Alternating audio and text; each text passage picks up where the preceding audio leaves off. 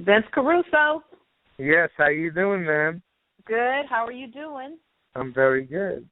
For those of you who are tuning in, we're joined by Vince Caruso, who manages Nadjib Mohammedi, who's fighting this Saturday night in Montreal on the undercard of Kovalev Pascal. He is the mandatory for Kovalev in the light heavyweight division, and so he's going to talk to us about his fighter and boxing developments and all that good stuff. So, Vince, how are you guys feeling going into Saturday night? You know what? I literally 5 seconds ago just got off the phone with Nadjib. We text each other, and he's ready. He says, I'm feeling great. My weight is well underneath what I'm supposed to come in on. Training with Gennady. This is his first time he's training with Gennady Golovkin. And he says, listen, man, don't worry. Now, when a guy tells me don't worry, I like that. I like that confidence. That's Mohammedi. All right. So tell us a little bit, in his preparation, he just recently... That's Mohammedi. All right. So tell us a little bit about his training, since he recently began training at the Summit with Abel Sanchez, and what's that been like, the adjustment been for him?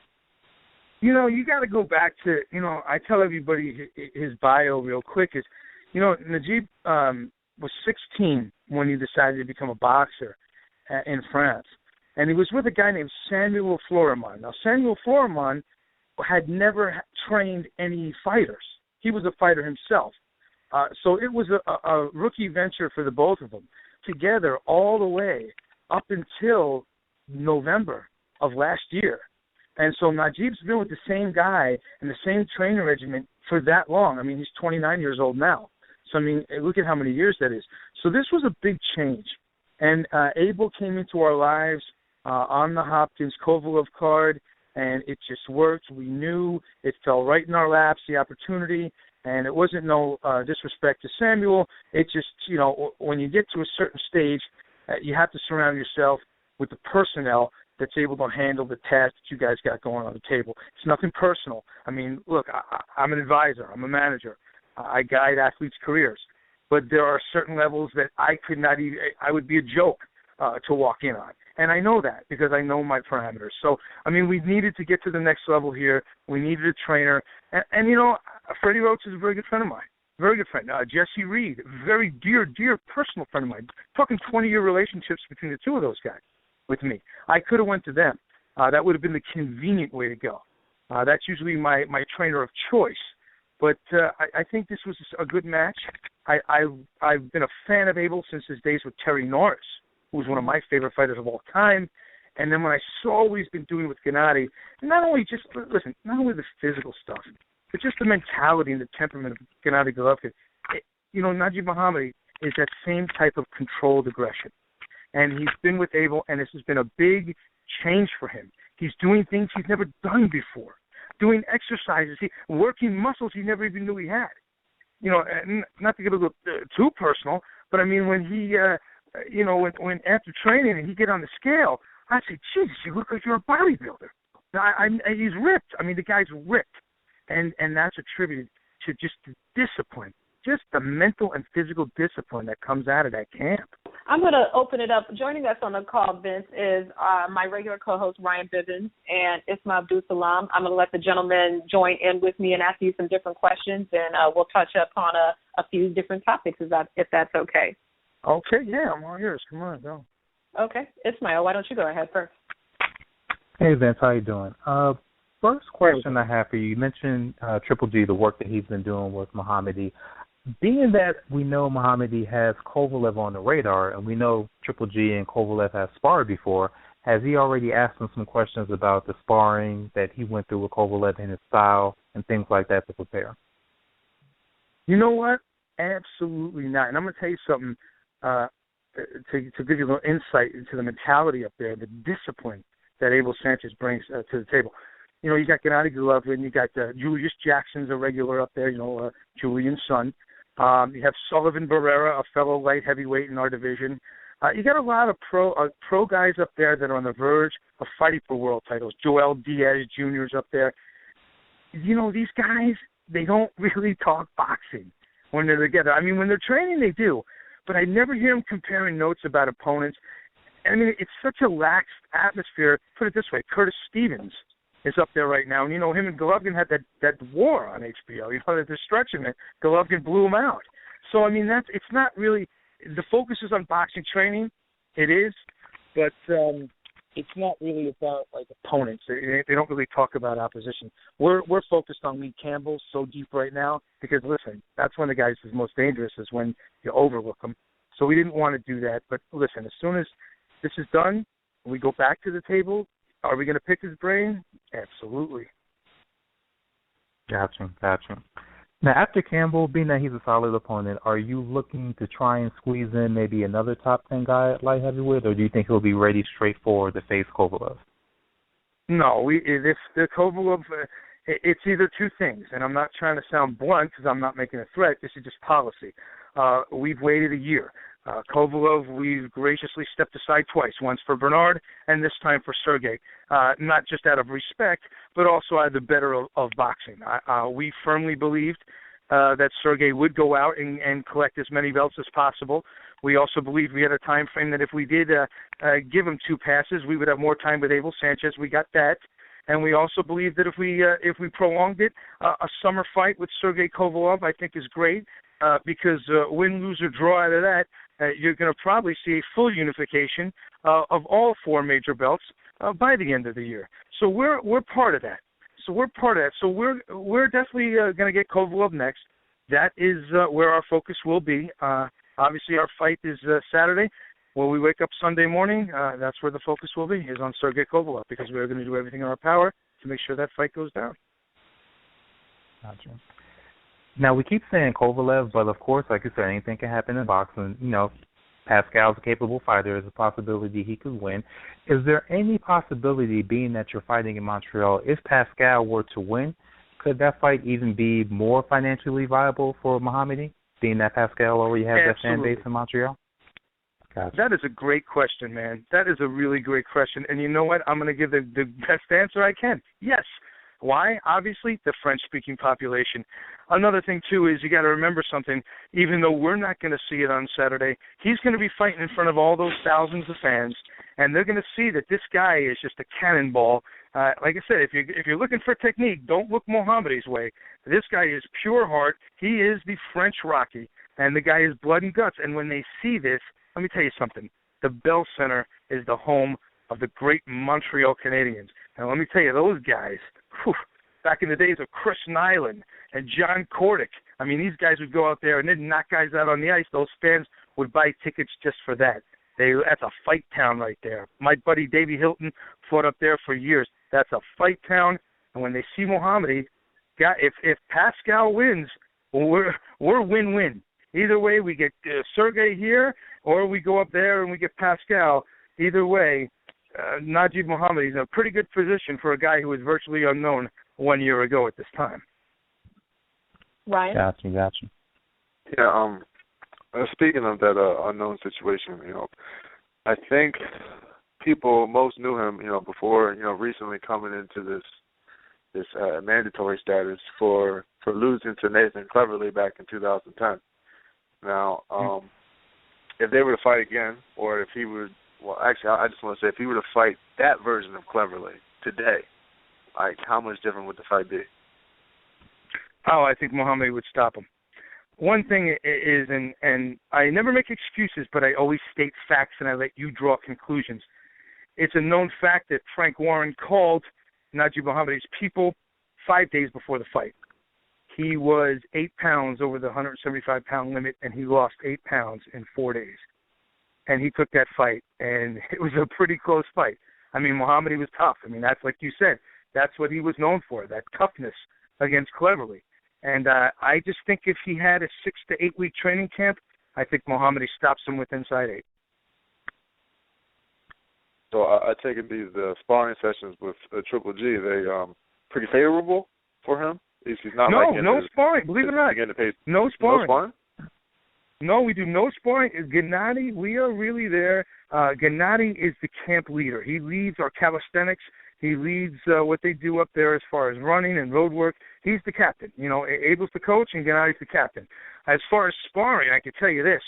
We got 8 rounds a day with Curtis Stevens, Showtime Stevens, one of my favorite fighters in the world. I love that guy. And then Nadjib got some rounds with Julius Jackson, and a very, very good amateur who's going to turn pro soon, and you're going to hear about this guy right out of the box, David Imosteri. David Imosteri. He looks like a young Jack Johnson. Good friend of mine. I like the kid. He's going to go somewhere, trust me. So, it was, with all the sparring partners were Curtis Stevens, John Jackson, and David. Yeah, Julius Jackson, not John. Julius. Julius. Yep, Julius, the chef. Yep. I got you. So now, with we will await the outcome of Nadjib's fight. You know, do you have any early predictions of how Nadjib will perform on Saturday? Will he go the distance? Will he go for the knockout? What do you expect to see from him this Saturday? You know, one thing I expect to see, I think that remember this guy Lee Campbell. One of his last noted fights was with our good friend Sullivan Barrera, who's also up in camp with us there. And Sullivan did give us some insight on Lee Campbell. Of course, you alluded to talking about Kovalev. We didn't talk about Kovalev. We talked about Lee Campbell because that was Nadjib's opponent. And I tell you what, this kid Campbell, they say for the first 4 rounds, he's tough as bricks. I mean, he's you ever see the dude? He's jacked. I mean, he's not a Johnny-come-lately. He's jacked. He just got late in the game, and maybe he has a full-time job and doesn't take boxing serious. But the kid's tough. I think Mohammedi, what I would want him to do is I would like him to try to imply some of the teachings that Abel showed him. Just go with the flow, go and see, because I don't want him to think. That's one thing I hope he won't do. It's because any fighter that thinks in the ring is a dead fighter. I mean, you forget it. Code X, you're done. You can't think. You got to go and be in tune with your body's flow, and you got to go with the muscle repetition that you know in there. So I hope he goes out. I think he's going to imply some of the stuff that Abel has put on him, and then I'd look for him to go to stoppage about 3 or 4. I think he's ready to really bring these Montreal fans to their feet and make sure that when his name is mentioned with Kovalev, it's going to be like, yeah, we want that guy. Awesome. Ismail, did you have any other questions before we shift gears? I wanted to confirm that didn't you used to manage Dachenko, one of Mohammedi's old opponents? No, I was not his manager. I was his advisor. He had a manager, a financial guy, didn't really know boxing, so they brought me on. And yes, indeed, that's how I met Nadjib Mohammedi. He knocked Dachenko out, who I had that number 1 in the IBF. And then Nadjib and I just became friends, nothing business-wise. And then like 3 weeks after that, he gave me a call, and he's like, you know what, man? You did such a great job with Dachenko, who I didn't think much of. I wonder what you could do for me. And then we mapped it out, and we, like I said, the game plan that I just revealed to you about giving time. I said, listen, man, let's walk. We're going to get there, brother. Let's walk. And, I mean, we sat down, and he's really self-managed. I'm along with a partner of mine, a professional singer from France. His name is John Ali, like, Muhammad Ali. John Ali is my co-advisor with Nadjib, and we are 3. I mean, we do not make a decision unless the 3 of us agree on it. Even if it's 2 against 1, it doesn't go. It has to be unanimous, and he's been very dedicated to that system. And, this has been his dream. It's been his dream. So he's ready, man. Look, this is his shot. And one thing that we're going to say is we're not going to say we're a better fighter than Kovalev.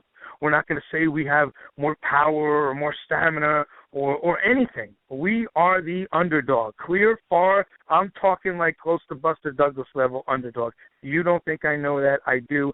Anything else would be a lie. But I will tell you one thing.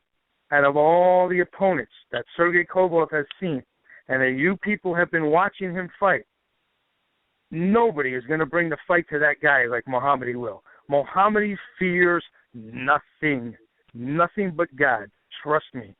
He is not afraid of Kovalev, and he sees his weaknesses, and all he wants to do is bull his way in and get to those weaknesses and imply them and hopefully catch a lightning in a bottle and become a real-life Rocky right there on HBO.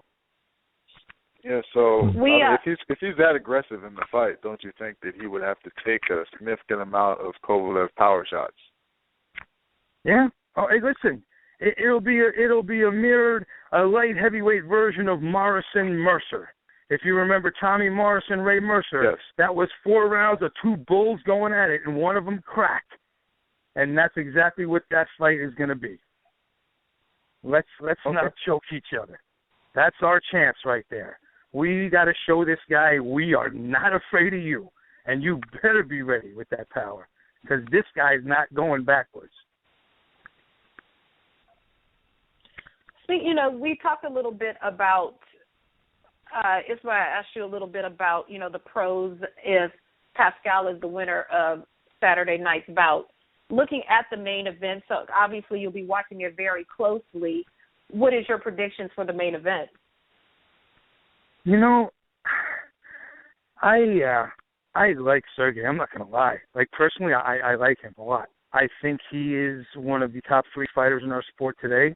I think he represents our sport good. I think it takes a special guy to knock him off. Jean Pascal 6 years ago was that guy. But as Kathy Duva pointed out, Jean Pascal has fought 2 rounds in the last 2 years. You're not going to beat Sergey Kovalev. You can't. You're not. You're talented, but it's just 6 years ago, I had this an even fight, maybe Pascal with a slight edge. Nah, I think Sergey's got him at the right time, and Sergey's motto, I believe, for this one is, I'm going to finish him. You'll be nothing after me. Listen to me. That's gospel. I believe that. I see Sergey, if it goes to 5, I'll be shocked. Awesome. So as a manager, and you've also worked in the advisory role, what do you think about the current boxing landscape where it seems like the advisor has more say in the direction of the career than the boxer themselves? Well, I'm a firm believer in you need representation. I always tell the guys, I tell the fighters, it's like this. You could have videotape evidence on someone. I mean, videotape, fingerprints, dead to rights, busted, all the physical evidence in the world. You can go take that in front of a judge, and guess what? You ain't going to win. You need representation. It's a system. It's just always how it's been. And to be honest with you, if you ask me when boxing, because I do not think boxing is in a good state right now. I think it is in a state of emergency right now. But to be honest with you, and I'm an old school guy, but I'm going to tell you, boxing, the Titanic hit the iceberg when boxers thought they could be promoters. That's what killed it. That was the Titanic hitting the iceberg, and it's been slowly sinking since. What, in your observation, fighters, even at the point of retirement, should never have entered into the promotional game and just stayed in the fighter lane and went into retirement? Or have there been some successes in your eyes where they made that transition from fighter to promoter? Well, no, I shouldn't say. No, retirement, yes, absolutely. Take a business course, take small business management. Yeah, do it. Let me tell you, a good example is this. There's a young man who's was a 4th round or 3rd round pick of the Baltimore Ravens. He's a cornerback, I believe, a couple of years ago.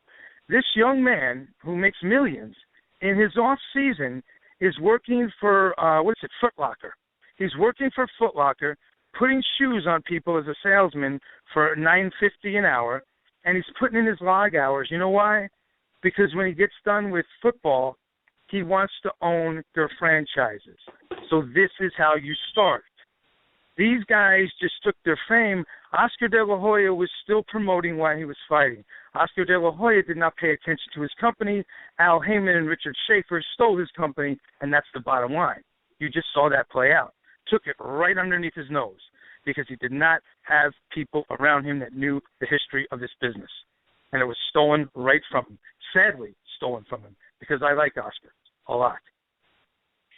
So now that Oscar seems to have this refocus and it looks like he's in a rebuilding state, the LA Fight Club re-emergence that he unveiled last week seem to perform pretty well. He's got this new kid, David Lemieux. Looks like he's maintaining Lucas Matisse. Does he have the essentials he needs to keep himself relevant, or do you think now with boxing so homogenized that he'll ultimately be kind of phased out of the marketplace, like we've been seeing so many other promoters, like Iron Mike just folded, No, I see where you're going. I see what you're saying. Mm-hmm. No, I think Oscar De La Hoya did the right thing. Let's revert back to what I just said. Go to school and earn and learn, I should say. Learn to earn. Mm-hmm. He did the right thing by making peace with Robert Arum. That was the first thing he did correct. Because Robert Arum, the same way he guided his career in the ring, would guide him in the business sense also. Robert Arum, like him or not, is a genius in this business. The man has devoted his life to this business. He knows it. So that was the first step he did. I think Oscar De La Hoya is going to come back stronger than ever. I think he's going to corner the Latino market. I think every Latino fighter in the world is going to see that this new Al Heyman project really does nothing for the true Latino fighter, nothing at all. You're going to sign 100 Latino fighters and feature 2? That's ridiculous. I think Oscar De La Hoya is going to build his empire up back from his roots. I mean, let's think about it.